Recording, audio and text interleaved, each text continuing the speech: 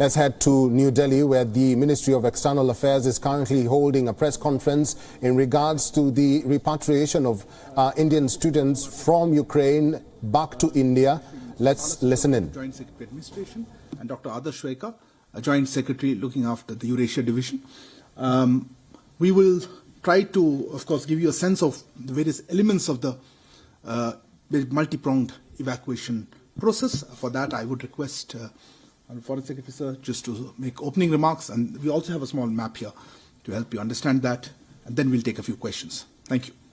Over to you, sir.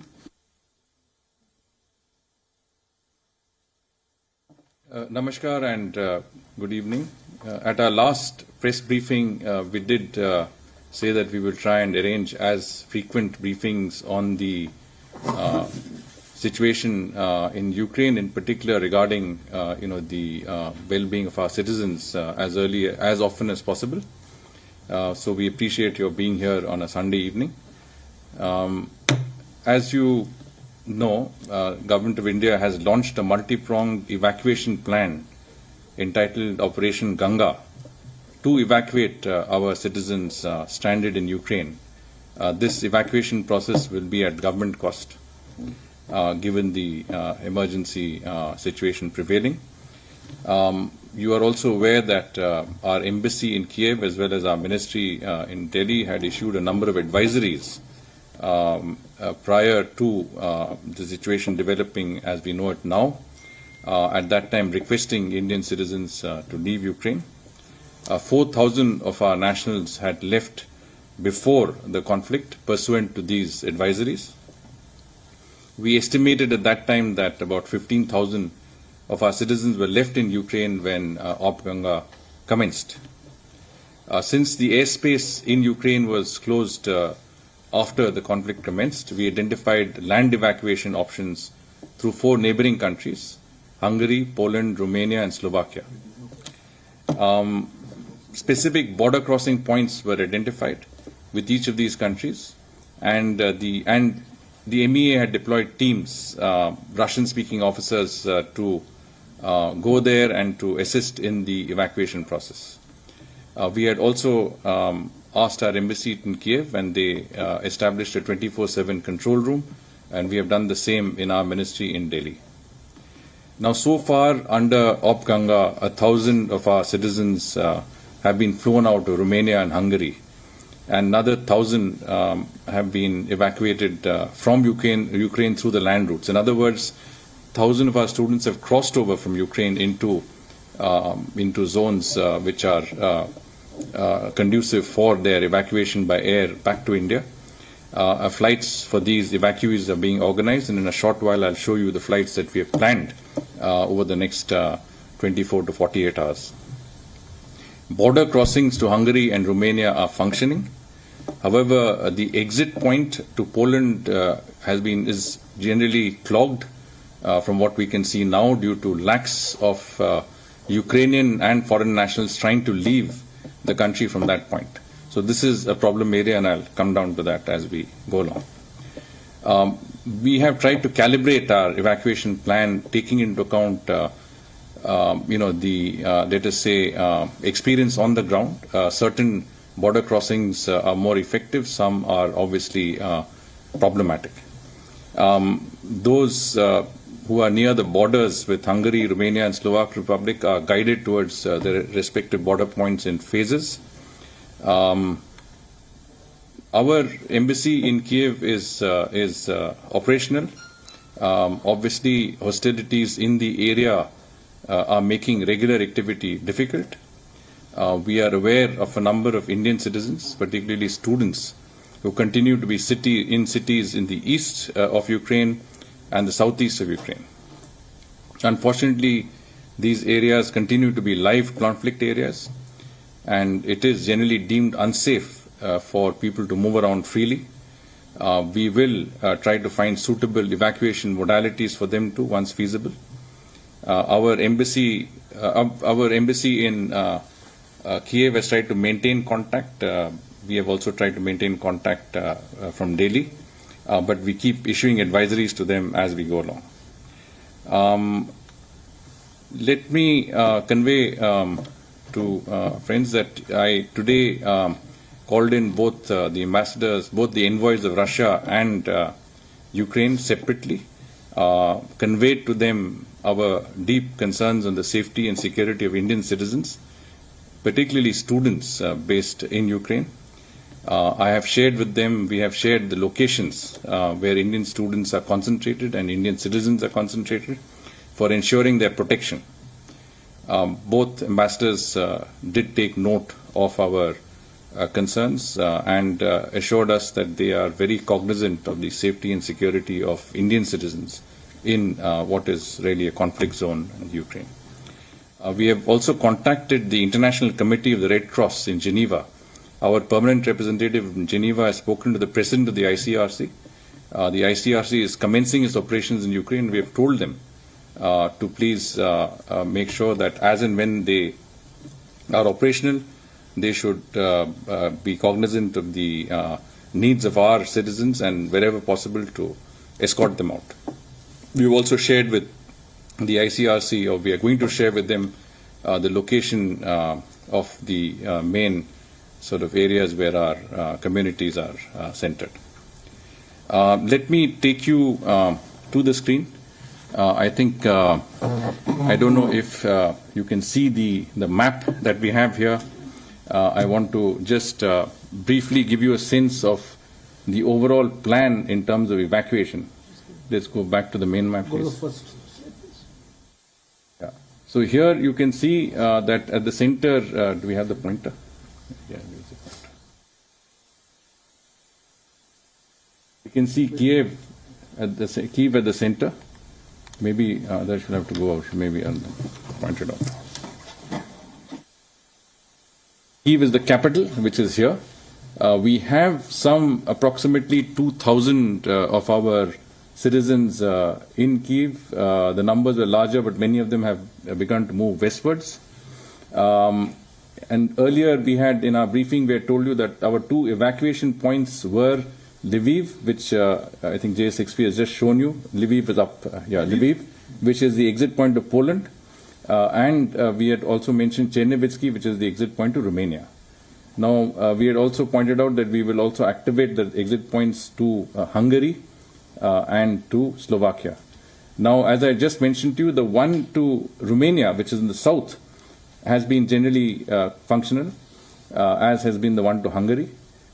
The one to Poland, which is where Lviv is slightly problematic. Now, you would have seen a tweet issued by our embassy in Kiev just recently, in which they have suggested that those of our citizens who are located, in the eastern area and including Kiev should start moving westwards to avoid, areas of increasing conflict. And I'll just tell you which are the areas that conflict is active in, and come near the border points. We have also given advisories that it may be best for our students, our citizens, to come as close to the border as possible. There are various staging points where they should actually take shelter. You have to understand that it is quite cold there, and they need to be in places where there is, a roof over their heads. So we've suggested they come to these border points and then follow the advice that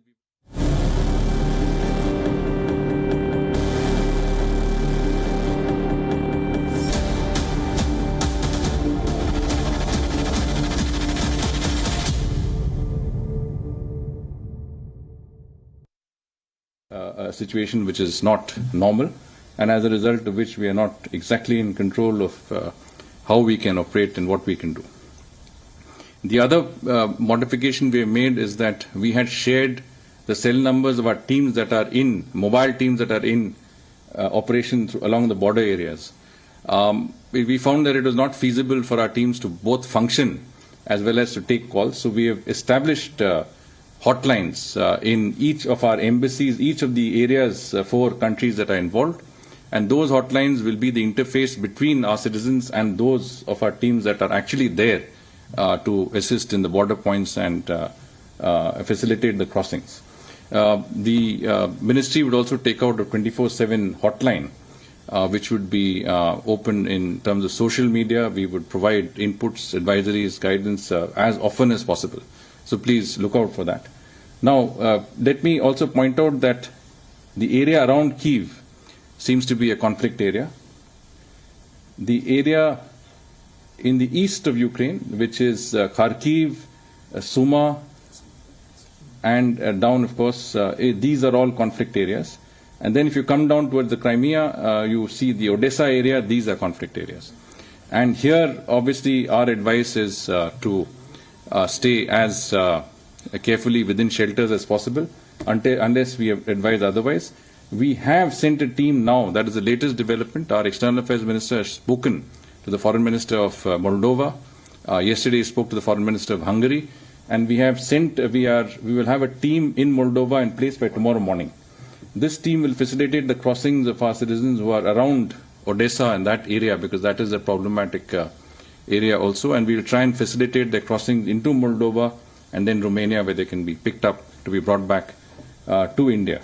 So this will give you a very brief sense of the lay of the land and how we plan to ensure that we get as many of our citizens out as quickly as possible in as orderly a manner, given the within the constraints of the situation that is unfolding before us.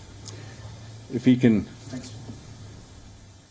Yeah, here you can see the location of our various MEA teams that are in different parts of the country, essentially along the borders with Hungary and Slovakia, with Poland, and down with Romania and Moldova.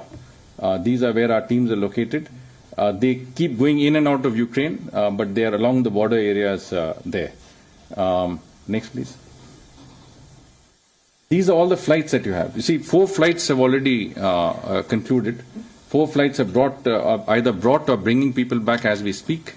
There are another 2 flights which are, going to be leaving tonight and tomorrow. And there is a range of flights. If we can go to the next also. It covers all of it. Yes, sir. Yeah. So there is a range of flights that we have already scheduled. And essentially our plan is to ensure that as we have a number of our citizens in any of the points that are there, a flight is ready even before they get there. So the idea is to minimize the time that they have to spend at the airport. We have, through our Ministry of Civil Aviation and with the cooperation of all the airlines, organized a number of aircraft that are ready to go at short notice, pick up our citizens and bring them back to Delhi. So we also wanted to give you a sense that the fact that this is not the easiest situation that we can deal with. I know that there is a lot of concern from the point of view of parents, family members of those who are there.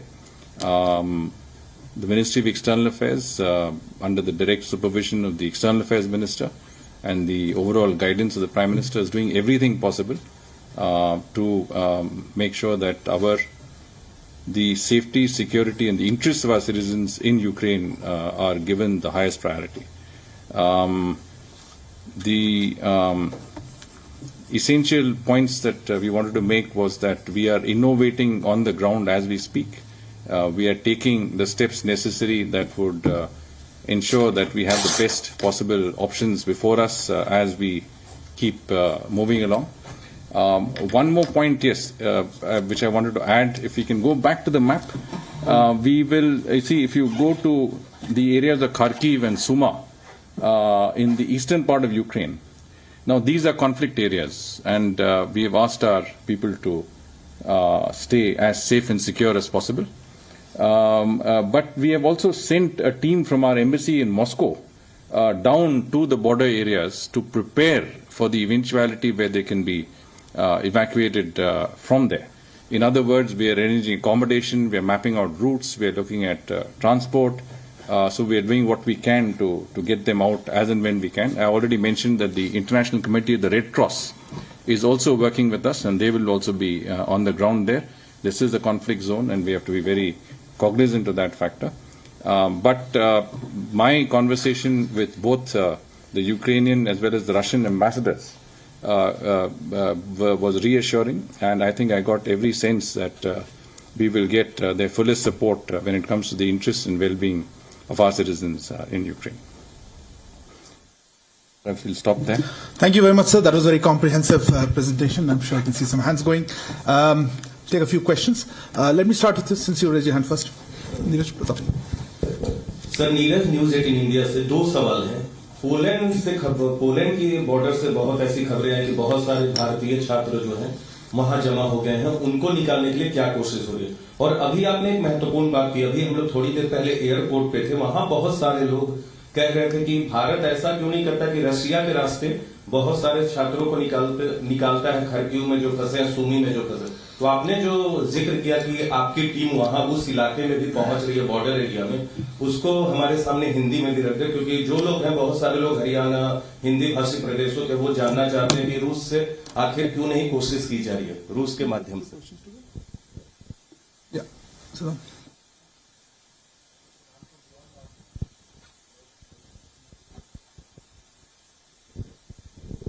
So, Siddharth from WION, my question is, there are reports of Indian students being attacked by the forces on the Ukrainian side, especially when it comes to border with Poland. If you can give some details, is it true, or in a sense that the MEA teams are reaching out to the authorities so that violence is not used against these Indian students?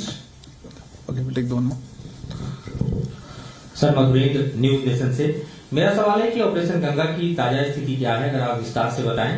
कितने Indian अभी तक निकाले जा चुके हैं और कितने अभी तक शेष हैं, और हमारे प्लान के मुताबिक कितना समय और लगेगा इस पूरे ऑपरेशन को कंप्लीट करने में? Okay, so we'll take the last there. Shinja. So, you spoke about the situation in the east and southeast of Ukraine, places like Kharkov. Now, could you tell us, please, how many Indians, including students, are there in an area that you would say is east of Ukraine or southeast of Ukraine, of the 15,000 or 14,000 left?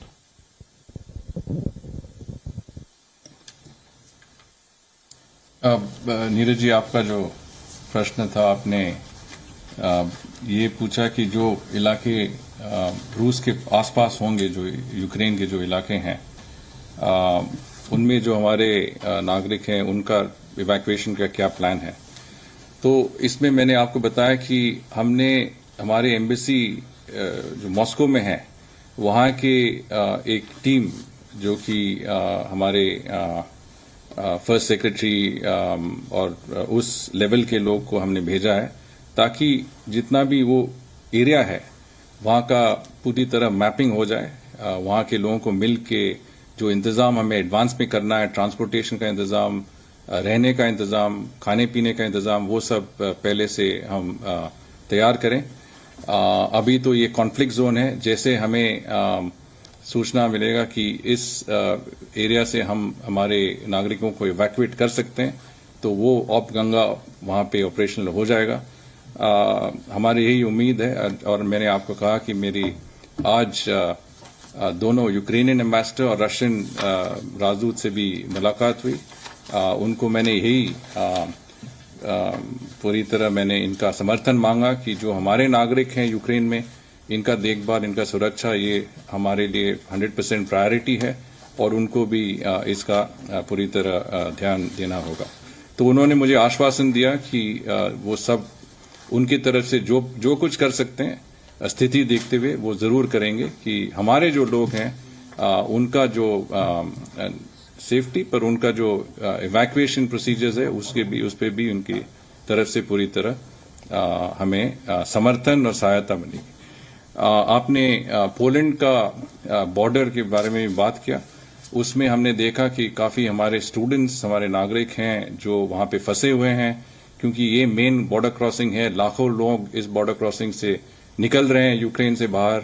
वहाँ पे काफ़ी भीड़ लगी हुई है, काफ़ी traffic jam लगे हुए हैं, तो उसमें इस स्थिति में काफ़ी डिलेज हो रहे हैं, और ये हमारे नागरिकों के लिए काफ़ी परेशानी दिला रही है।